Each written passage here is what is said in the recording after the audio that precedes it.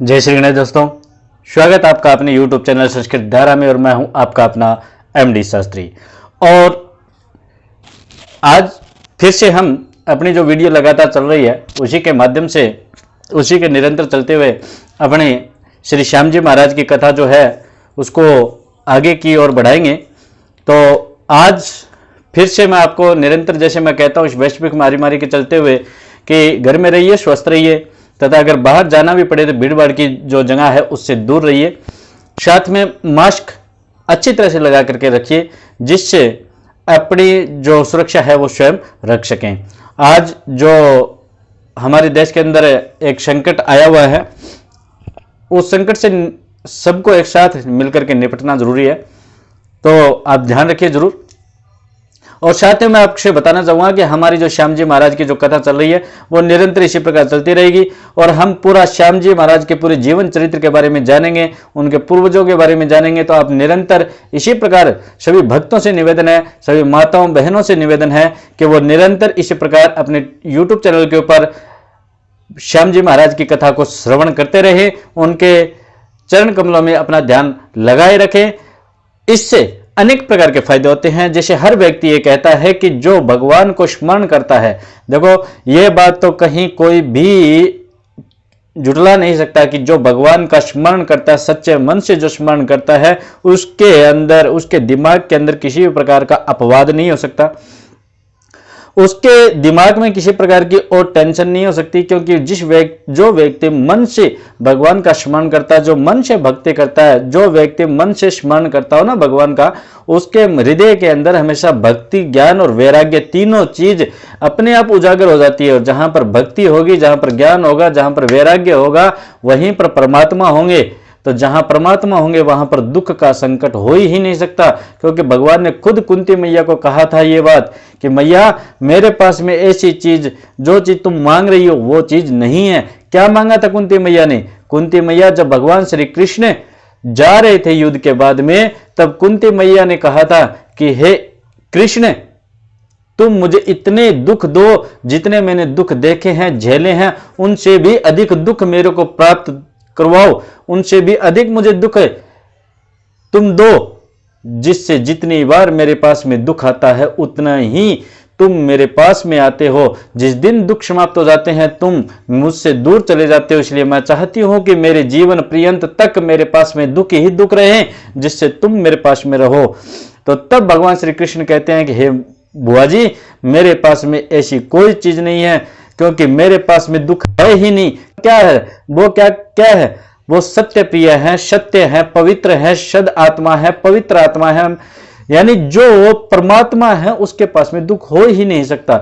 ठीक है, तो भगवान कहते हैं जो मेरे पास में नहीं है वो मैं नहीं दे पाऊंगा, क्योंकि मैं दुख मेरे पास में है ही नहीं। मेरे पास में तो केवल और केवल भक्तों के लिए प्रेम, रस और सुख और समृद्धि ही मेरे पास में है, दुख मेरे पास में नहीं है। क्योंकि दुख तो हमेशा हमारे, चाहे पिछले जन्म के कर्म हो, चाहे आगे के कर्म हो, या फिर हमारे जो कर्म हैं, जो वर्तमान के कर्म, उन्हीं कर्मों के माध्यम से हमें जो भोगना पड़ता है वो कर्मों के अनुसार ही भोगना पड़ता है। इसलिए कर्म अच्छे करो।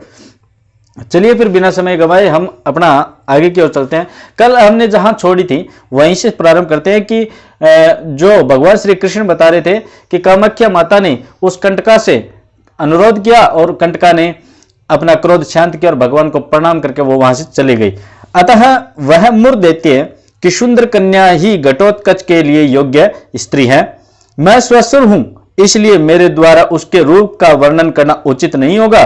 साधु पुरुषों के लिए यह कदापि उचित नहीं है कि वह स्त्रियों के रूप सौंदर्य का वर्णन करे। क्योंकि साधु हो या फिर जो पिता हो, पिता तुल्य हो, वो कभी भी स्त्री का सौंदर्य का वर्णन नहीं कर सकता, उसके लिए उचित नहीं है, ऐसा भगवान श्री कृष्ण ने कहा। एक बात और सुन लीजिए, उसने प्रतिज्ञा कर रखी है कि जो मुझे किसी प्रश्न पर निरुत्तर करके जीत ले तथा मेरे समान ही बलवान हो वही मेरा पति होगा। उसकी यह प्रतिज्ञा सुनकर बहुत से दैत्य और राक्षस उसे जीतने के लिए गए, परंतु मोरवी ने उन सब को परास्त कर दिया और मार डाला। यदि महापराक्रमी घटोत्कच उसे जीतने का उत्साह रखता हो तो वह अवश्य ही उसकी पत्नी होगी। यह सुनकर धर्मराज युधिष्ठिर बोले, प्रभो, उसके सब गुणों से क्या लाभ है जब उसमें एक ही महान अवगुण भरा हुआ है। उस दूध को लेकर क्या किया जाएगा जिसमें विष मिला दिया जाए। अपने प्राणों से प्यारे भीमसेन कुमार को केवल साहस के ही भरोसे कैसे संकट में डाल दें। यह बेचारा तो शुद्ध वाक्य भी नहीं बोलना जानता। जनार्दन, देश देश में और भी बहुत सी स्त्रियां हैं, उन्हीं में से उत्तम स्त्री को बताइए। भीमसेन बोले, भगवान श्री कृष्ण ने जो बात कही है वह अनेक प्रयोजनों को सिद्ध करने वाली सत्य और उत्तम है। मेरा विश्वास है कि शीघ्र ही घटोत्कच मोरबी को प्राप्त करेगा। अर्जुन बोले, जब कामाख्या देवी ने मोरबी से कहा है भद्रे भीमसेन का पुत्र तुम्हारा पानी ग्रहण करेगा, तो इस कारण मेरी राय यही है कि घटोत्कच शीघ्र वहां जाए, उसको अवश्य सफलता मिलेगी। भगवान श्री कृष्ण बोले, अर्जुन मुझको तुम्हारी और भीमसेन की बात पसंद है। हिडम्बा कुमार तुम्हारी क्या राय है? घटोत्कच ने कहा, पूजनीय पुरुषों के आगे गुणों का वर्णन करना उचित नहीं है। सूर्य की किरणें व उत्तम गुण व्यवहार में आकर ही प्रकाशित होते हैं। मैं सर्वथा ऐसा ही जिससे मेरे निर्मल पिता पांडव मेरे कारण सत्य पुरुषों की सभा में लज्जित ना हो। यों कहकर महाबाहु घटोत्कच ने प्रणाम किया, फिर पितरों से आशीर्वाद लेकर उत्साह के साथ वहां से जाने का विचार किया। उस समय भगवान श्री कृष्ण ने उसकी प्रशंसा करके कहा, बेटा काम कंटकटा मोरबी कथा कहते समय विजय की प्राप्ति कराने वाले मुझ श्री कृष्ण का स्मरण अवश्य कर लेना, जिससे मैं तुम्हारी दुर्भेद बुद्धि को अविलंब बढ़ा दूंगा। ऐसा कहकर श्री कृष्ण ने घटोत्कच को हृदय से लगाया और आशीर्वाद दिया और विदा कर दिया।